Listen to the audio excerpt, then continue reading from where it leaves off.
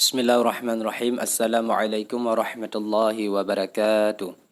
Alhamdulillahirabbil alamin. Allahumma shalli ala sayidina Muhammad wa ala alihi wa sahbihi ajma'in. Amma ba'd. Alhamdulillah, kita ucapkan pada kesempatan kali ini kita sudah dapat berjumpa kembali, yaitu gunanya adalah mencari keridhaan Allah, yaitu dalam rangka khususnya mempelajari ilmu nahwu dan sharaf. Baik. Jadi mohon maaf kepada seluruh anggota, yaitu malam kemarin kita tidak dapat belajar dikarenakan ada aktivitas mendesak ataupun undangan mendadak. Baik, pada video kali ini, pada pelajaran kali ini kita akan belajar yaitu mengenal amel yang ada dalam kitab ilmu nahwu. Yaitu mengenal amel yang ada dalam ilmu nahwu, episode pertama. Jadi mengenai amel, apa itu amel? Amel ialah tukang kerja. Tukang kerja. Ada amel yang menasab isim dan merafa' khabar. Berarti tugas daripada amel tersebut membuat kalimat isim menjadi marfu' dan membuat kalimat khabar menjadi nasab. Dan ada amel jar. Berarti membuat kalimat isim itu menjadi jar. Itulah yang maksud dengan amel, yaitu tukang kerja. Jadi sumbernya saya ambil daripada kitab Takhirul Akhwal. Bila saudara-saudari mempunyai kitab, silahkan buka, yaitu pada halaman pertama. Jadi amel yang ada dalam ilmu nahwu itu ada 100. Dalam 100 ini terbagi menjadi 2, yaitu amel lafzi dan amel ma'nawi. Amel lafzi terbagi lagi menjadi 2, amel sama'i dan amel qiyasi. Sehingga berbagilah amel sama'i menjadi 13 pembahagian. Jadi yang akan kita bahas yaitu mengenai pembahagian daripada amel sama'i yang ada 13-nya. Yang terbagi menjadi 13. Jadi mengenai amel, ini cukup penting untuk kita ketahui. Apa-apa saja amel yang ada dalam ilmu nahwu, apa tugasnya, ini sangat penting. Kenapa? Kalau berbicara soal ilmu nahwu, apa itu ilmu nahwu? Ilmu nahwu ialah ilmu yang mengatur akhir daripada suatu kalimat. Ilmu yang mengatur harkat akhir daripada suatu kalimat. Itu kalau ilmu nahwu. Misalkan seperti basaratu. Bukan ba, bukan sad, bukan ra, tetapi ta yang diatur oleh ilmu nahwu. Lalu basara ini siapa yang mengatur? Ilmu saraf. Ilmu saraf hanya mengatur sampai segini, lalu dilanjutkan oleh ilmu nahwu yang terakhir. Jadi ilmu nahwu ialah ilmu yang cukup berperan penting di dalam bisa membaca kitab kuning. Kan nanti bila di dalam kitab kuning tidak ada harkatnya. Jadi siapa yang memberikan harkat yaitu ilmu nahwu dan saraf. Ilmu saraf mengatur dari yang pertama hingga sampai mau habis, mau akhir, tetapi ilmu nahwu mengatur yang di akhir. Jadi berbicara soal ilmu nahwu tidak terlepas yang namanya i'rab. Apa itu i'rab? Sebenarnya nanti kita akan belajar yaitu di kitab Matan Al-Jarumiyah mengenai i'rab. Tapi di sini saya jelaskan sedikit biar saudara ataupun saudari faham seperti itu. Jadi yang dimaksud dengan i'rab ialah perubahan akhir kalimat. Berubah akhir kalimat. Kenapa berubah? Karena berbeda amel yang masuk kepada kalimat tersebut. Basaratu yang berubah bukan ba, bukan sad, bukan ra, tetapi ta. Masuk amel ila. Ila ini huruf jar. Amel jar. Tugasnya menjar isim. Maka berubahlah dari tu menjadi ti. Apa itu jar? Harkat di bawah. Harkat di bawah. Harkat di dalam bahasa Arab itu ada 8. Yang pertama harkat seperti ini. Jangan tengok hurufnya, tengok harkatnya. Yaitu harkat ini dinamakan dhammah atau rafa'. Biasa orang menyebutnya dhammah atau rafa' sama. Yang kedua harkat seperti ini, yaitu fathah atau nasab. Yang ketiga harkat seperti ini, yaitu jar atau khafat. Yang selanjutnya seperti ini, yaitu sukun. Selanjutnya yaitu tanwin. Ini dinamakan tanwin dhammah. Tanwin dhammah. Ini tanwin fathah atau nasab. Ini tanwin kasrah atau jar. Jadi ini jar atau kasrah. Ini tanwin sukun. Seperti itu. Itulah nama harkat. Itu nama-nama harkat dan bentuk-bentuk harkat.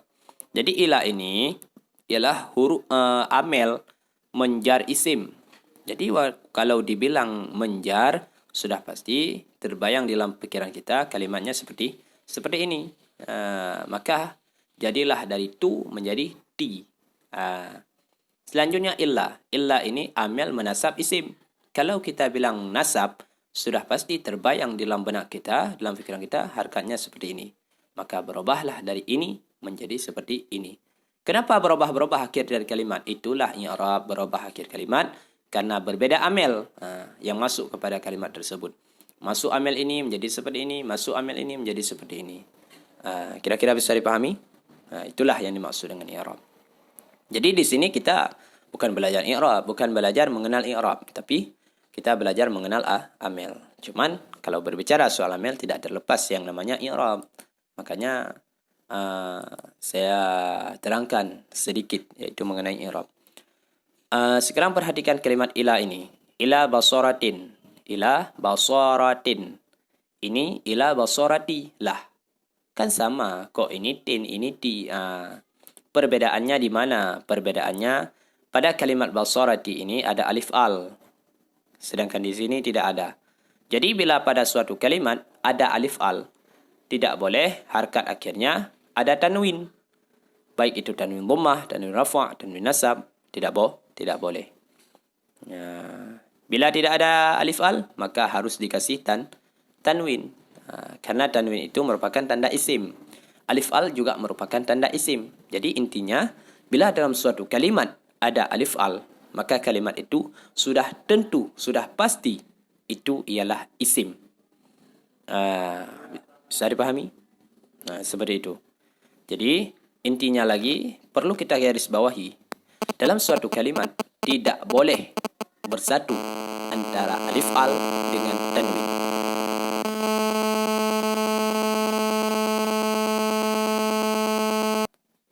Mohon maaf, ada yang telepon tadi. Jadi tidak boleh bersatu antara suatu kalimat yaitu alif al dengan tanwin. Ada yang telepon tadi. Dah siapa enggak tahu. Seperti itu. Kira-kira bisa dipahami? Baik. Kalau sudah bisa dipahami, kita lanjut pada pelajaran. Inilah inti pelajaran kita, yaitu pembahagian yang pertama. Pembahagian yang pertama yaitu mengenai huruf jar. Pembahagian yang pertama daripada amel sama'i ialah fanna'ul awalu hurufun tajrul isma faqat wahya tis'ata asyara harfan. Fa ini fa apa? Fa ini fa tafsir. Kenapa dibilang fa tafsir? Padahal apa namanya? Tak ada tulis tafsir. Memang tidak tulis. Jadi fa ini fa tafsir. Kenapa fa ini dibilang fa tafsir? Kenapa fa ini dibilang fa tafsir? Karena dia menerjemahkan kalimat yang di belakang. Kan di belakang tadi, yaitu maka berbagi-bagilah amil sama'i menjadi 13 pembahagian. Tidak disebutkan apa-apa saja. Maka hadirlah fa ini. Fa ini hadir fa ini, yaitu untuk menerjemahkan kalimat yang di belakang. Menafsirkan kalimat yang di belakang. Maka arti fa ini ialah maka. Sehingga waktu di i'rab fa ini menjadi fa tafsir. Terjemahannya ialah maka. Maka seperti itu. Selanjutnya yaitu an-naw'u. Ini. An-naw'u ini karena dia berada di permulaan kalimat, maka ini dinamakan mubtada. Apa itu mubtada? Mubtada ialah permulaan pembicaraan. Itu yang dimaksud dengan mubtada. Dan mubtada itu sunyi daripada amil lafzi. Kan ada dua. Amil yang tertera di dalam ilmu nahwu ialah ada 100. Dalam 100 terbagi dua yang sudah saya jelaskan tadi, yaitu amil lafzi dan amil maknawi. Jadi mubtada ini dia sunyi, tidak ada pada dirinya, tidak ada di belakangnya, yaitu amil lafzi. Ya, dan mubtada itu harus ada alif al. Ini kan ada alif al nih. Seperti itu. Kira-kira bisa dipahami? Jadi an-naw'u ini menjadi mubtada. An-naw'u ini menjadi mubtada. Jadi terjemahannya apa? Mubtada ini harkatnya ialah harus marfu'. Ini nih. Kan marfu' ini. Jadi mubtada hukumnya marfu'. Dikala kita mengirab an-naw'u menjadi mubtada, hukum mubtada marfu'. Hukum mubtada ialah marfu'. Alamat rafa', tanda rafa'nya apa? Apa ini harkatnya? Dhammah. Makna alamat tanda. Tanda rafa'nya dhammah. Kenapa dhammah? Karena dia isim mufrad. Mufrad. Apa itu mufrad? Mufrad ialah satu. Mufrad ialah satu. Jadi an-naw'u ini isim mufrad, menandakan satu pembahagian. Satu pembahagian. Mufrad satu, tasniyah dua, jamak tiga dan lebih daripada tiga. Itulah istilah dalam bahasa Arab. Jadi mubtada an-naw'u ini menjadi mubtada. Jadi setiap mubtada hukumnya marfu'. Harkatnya harus seperti ini.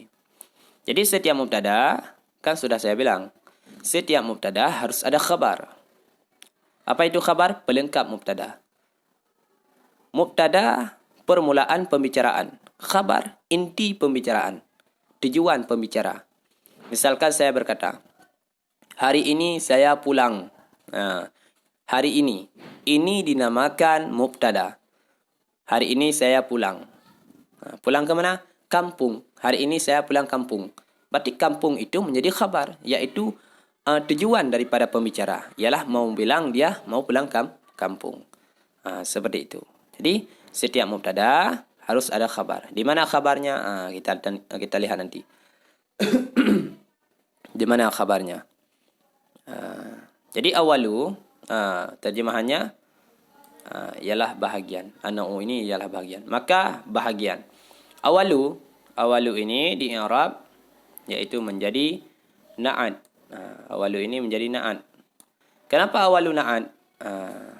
Karena awalu ini artinya yang pertama. Pertama itu merupakan sifat. Yang pertama. Bukan yang satu. Bermula yang satu. Bukan yang satu. Yang pertama. Kalau satu itu angka. Kalau pertama itu sifat. Makanya di i'rab dia menjadi na'at. Apa itu na'at? Na'at ialah sifat. Hukum na'at mengikut man'un. Makna man'un ialah tempat disifatkan. Ini maka pembahagian. Yang pertama. Pembahagian yang pertama. Jadi awalu ini merupakan sifat. Hukum sifat mengikut man'un. Man'unnya siapa? Kalimat di belakangnya. Jadi an-naw'u ini harkatnya ialah marfu'. Maka awalu di sini harkatnya juga harus marfu'. Seperti ini. Tidak boleh awali, tidak boleh awala. Seperti itu. Kira-kira bisa dipahami? Jadi terjemahannya yang pertama. Na'at. Di Arab menjadi na'at. Hurufun. Hurufun ini menjadi khabar. Inilah tujuan si pembicara. Maka bermula pembahagian yang pertama itu beberapa huruf. Jadi tujuannya ialah mau bilang bahawa pembahagian yang pertama itu beberapa huruf. Seperti itu. Jadi hurufun ini menjadi khabar. Terjemahannya ialah beberapa huruf. Hukum khabar marfu'. Khabar harkatnya seperti ini. Bila dia khabar mubtada. Seperti itu. Tapi kalau bukan khabar mubtada, boleh dia nasab. Seperti itu. Jadi karena hurufun ini menjadi khabar mubtada, maka harkatnya marfu'. Tanwin. Kenapa tanwin? Seperti saya jelaskan tadi, kan hurufun ini isim. Jadi tidak ada alif al, maka diberi tanwin. Bila ada alif al, tidak boleh tanwin. Seperti itu. Beberapa huruf. Jadi kalau dibilang beberapa huruf, berarti kan banyak huruf ini. Banyak huruf. Berarti kalimat ini ialah isim jamak taksir. Jadi hurufun ini merupakan jamak. Jamak. Apa itu jamak? Sudah saya jelaskan tadi. Mufrad 1, tasniyah 2, jamak 3 dan lebih daripada 3. Seperti itu. Selanjutnya yaitu tajurru. Tajurru. Tajurru. Tajurru ini merupakan fi'il mudhari'. Fi'il mudhari'. Kenapa fi'il mudhari'? Kita dapat mengetahui bahawa kalimat tersebut menjadi fi'il mudhari' dengan beberapa tanda. Salah satunya iaitu dengan cara masuk salah satu daripada zaidah yang 4. Alif, nun, ya, ta. Bila masuk pada permulaan kalimat alif ataupun nun ataupun ya ataupun ta, berarti kalimat tersebut menandakan dia fi'il mudhari'. Seperti tajurru. Ada ta. Ta ini. Ta ini masuk pada permulaan. Berarti kalimat tajurru merupakan fi'il mudhari'. Seperti itu. Kira-kira bisa dipahami? InsyaAllah sedikit-sedikit. Jadi terjemahannya yang menjar. Ia ini ianya bacanya. Yang menjar ianya huruf. Yang menjar ianya huruf. Jadi di dalam bahasa Arab itu ada namanya dhamir. Dhamir. Jadi tajurru ini dia ada dhamir. Ada dhamir. Apa dhamirnya? Huwa. Apa dhamirnya? Huwa. Jadi ada dhamirnya. Jadi dhamirnya menunjukkan kepada kalimat yang di belakang. Kalimat yang di belakang dari tajurru. Yang menjar artinya ialah yang menjar ianya. Ianya apa? Ianya huruf. Yang menjar ianya huruf. Kalimat dhamirnya kembali ke belakang. Yang menjar ianya huruf. Yang menjar ianya huruf. Yang menjar ianya huruf. Isma akan isim. Seperti itu. Jadi tajurru ini isma menjadi maf'ul. Menjadi maf'ul. Terjemahannya ialah akan isim. Apa itu maf'ul? Maf'ul. Apa maf'ul? Kita sudah belajar ini. Setelah belajar kemarin. Iaitu muta'addi dan lazim. Muta'addi dan lazim. Muta'addi melampaui perbuatan si fa'il kepada si maf'ul bih. Kalau lazim tidak melampaui perbuatan si fa'il kepada si maf'ul bih. Kalau ini apa? Ini muta'addi. Muta'addi. Yang berbuat siapa? Huruf yang berbuat. Ini menjadi fa'il. Cuman dhamir ini, dhamir dalam menjadi fa'il. Yang menjar oleh huruf akan isim. Huruf yang berbuat isim yang kena imbasnya, yang diperbuat. Jadi tajurru ini ialah muta'addi.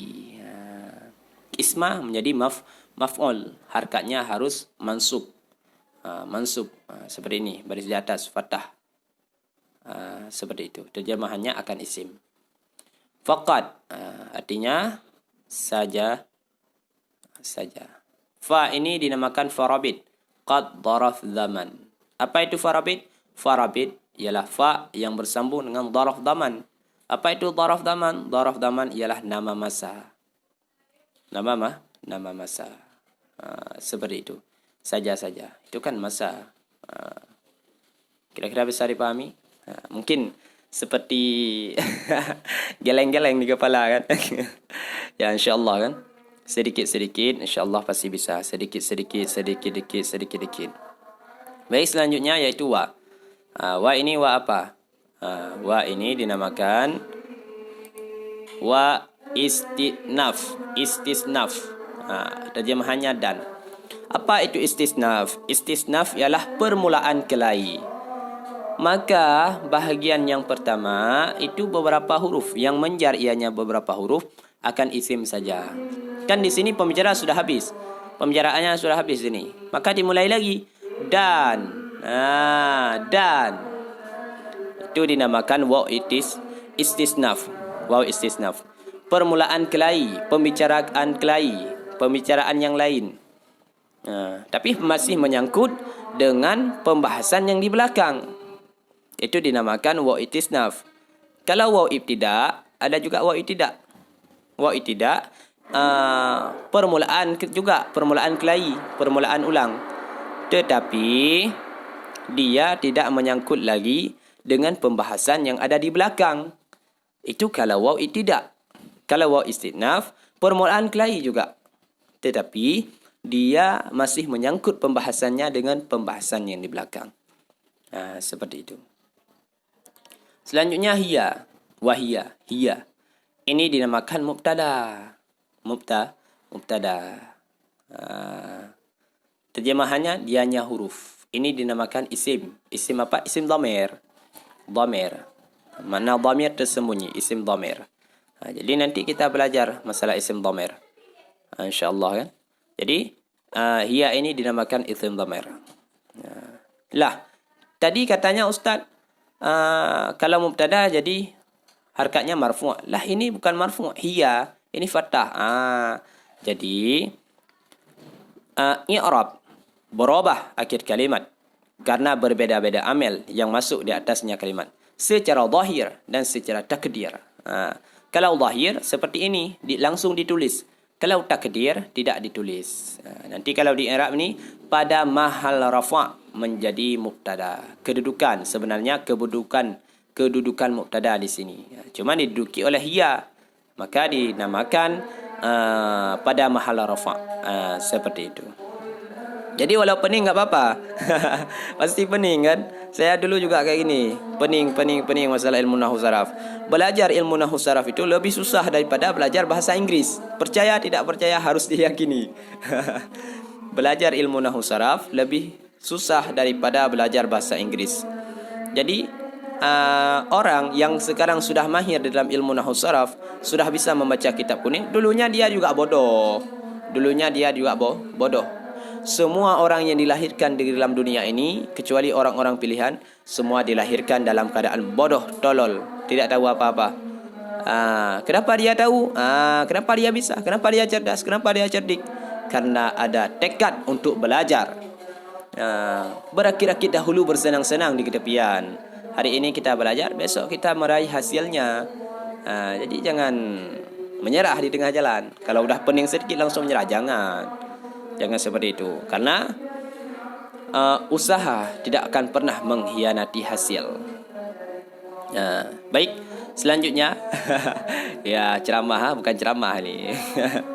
Jadi selanjutnya tis'ata asyara. Kan saya bilang tadi setiap mubtada wajib ada khabar, harus ada khabar. Jadi tis'ata asyara ini menjadi khabar. Khabar daripada hiya. Tis'ata asyara. Khabar. Setelah dia menjadi khabar, dia lagi menjadi isim adat murakkab dibina atas fathah. Isim adat murakkab. Apa itu isim adat murakkab? Nanti kita pelajari. Pokoknya isim adat murakkab dulu. Jangan pening kan. Tugas daripada isim adat murakkab menasab isim nakirah menjadi tamyiz. Apa itu isim nakirah? Isim nakirah isim yang tidak ada alif al, seperti harfun. Ini dinamakan isim nakirah. Harfun ini tidak ada alif al. Tis'ata asyara. Ini lagi harfan, dinamakan isim nakirah. Sedangkan dengan awalu ini dinamakan isim ma'rifah karena ada alif al. Ismu juga isim ma'rifah karena ada alif al. Itulah. Jadi bisa dipahami kan? Tugasnya menasab isim nakirah menjadi tamyiz. Apa itu tamyiz? Tamyiz ialah artinya apa ianya, suatu pertanyaan. Itu dinamakan tamyiz. Jadi dan bermula dan dianya huruf apa? Huruf yang menjar isim. Itu 19. Apa ianya 19? Huruf.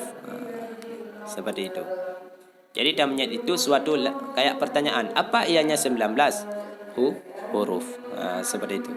Kira-kira bisa dipahami? InsyaAllah kan. Jadi maka bahagian yang pertama itu beberapa huruf. Yang menjar ianya berapa huruf pakai isim saja. Dan dianya huruf itu 19 huruf.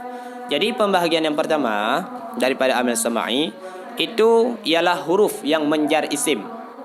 Kalau kita bilang jar, sudah pasti terbayang dalam benak kita, yaitu membuat akhir kalimat berharkat di bawah, berharkat kasrah. Kan sudah saya jelaskan mengenai harkat-harkat dalam bahasa Arab. Jadi membuat harkat di belakang, harkat akhir kalimat yaitu harakatnya di bawah kalau jar. Jadi banyak huruf yang membuat isim menjadi harakat di bawah, ada 19 huruf. Inilah 19. Yang pertama ba, wa, dan wa ini kan bukan ini. Ini artinya dan. Ba, min, ila, fi, an, wa kasam.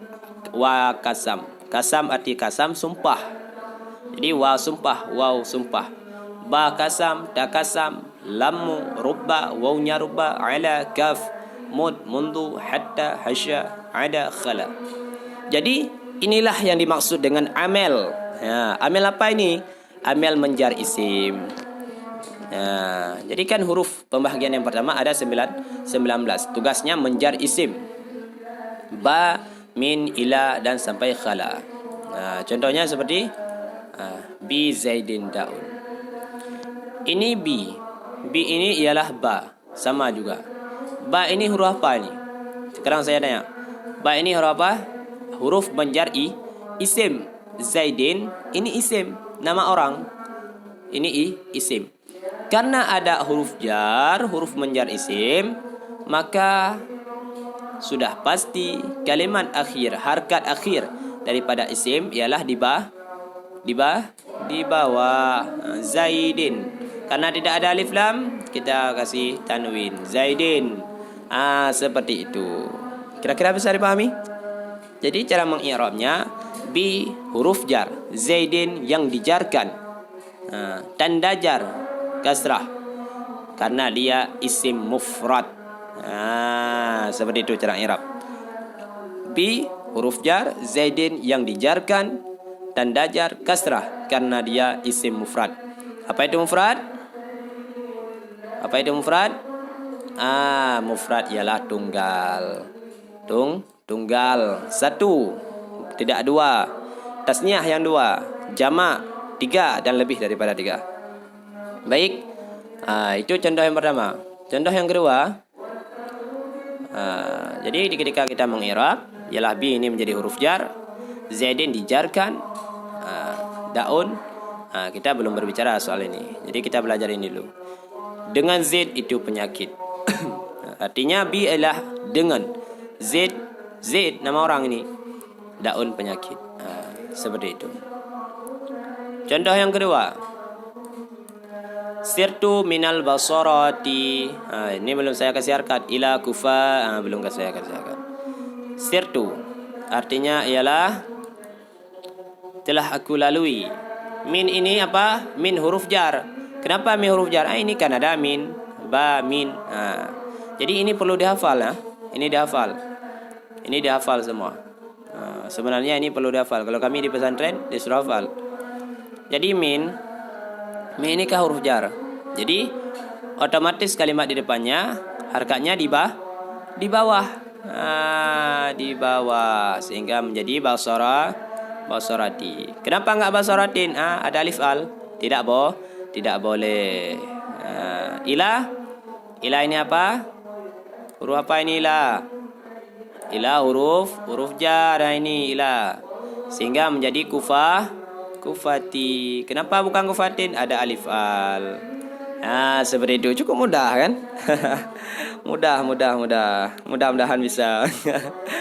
Ya, seperti itu. Insyaallah kan sedikit masih bisa. Ya, segitu. Jadi kira-kira bisa dipahami? Insyaallah. Jadi artinya ialah sirtu artinya telah aku lalui min daripada basarati negeri Basarah ila hingga negeri Kufah. Telah aku lalui dari negeri Basarah hingga negeri Kufah. Min huruf jar, basarati yang dijar. Jadi mengi'rabnya seperti tadi, min huruf jar, basarati yang dijar, alamat jar, alamat itu tanda jar kasrah. Tanda jar kasrah. Kenapa tanda jar kasrah? Karena dia isim mufrad.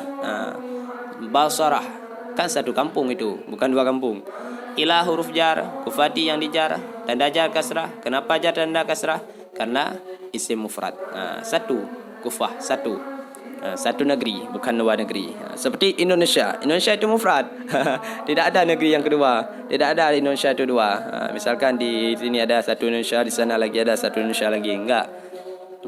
Berbeda dengan orang. Orang itu kalau satu orang mufrad juga. Kalau udah dua, tasniah. Kalau udah tiga, jamak. Seperti itu. Kira-kira bisa dipahami? InsyaAllah kan? Sedikit. Itulah beberapa pembahasan. Jadi huruf jar, huruf menjar isim itu ada 19. Untuk contoh-contoh yang lain teman-teman semuanya bisa membuat sendiri dan silakan untuk dipraktekkan sendiri. Ini kan huruf jar ada 19. Jadi bila masuk ila di sini juga demikian, masuk an, wakasam, bakasam, dakasam, ala, kaf, mud, mundu, seterusnya juga sama. Tugasnya ialah menjar isim. Seperti itu. Kira-kira bisa dipahami? InsyaAllah ya. Jadi bisa dipraktekkan sendiri. Belajar sikit. Inilah inti daripada pelajaran. Allah. Di tempat kami udah azan. Jadi tidak saya jelaskan lagi. Coba ditengok isi daripada soal. Allahu Akbar. Jadi coba ditengok isi daripada soal. Nanti dibuat sendiri. Baru dikumpulkan di dalam grup. Tidak saya jelaskan lagi. Jadi langsung saya tutup. Karena posisi juga di pesantren. Ini lagi di pesantren. Jadi cukup sekian. Allahu Akbar. Cukup sekian daripada saya. Akhiru kalam. Indati hali ajalina. Minad dunia qawla la ilaha illallah. Wassalamualaikum warahmatullahi wabarakatuh.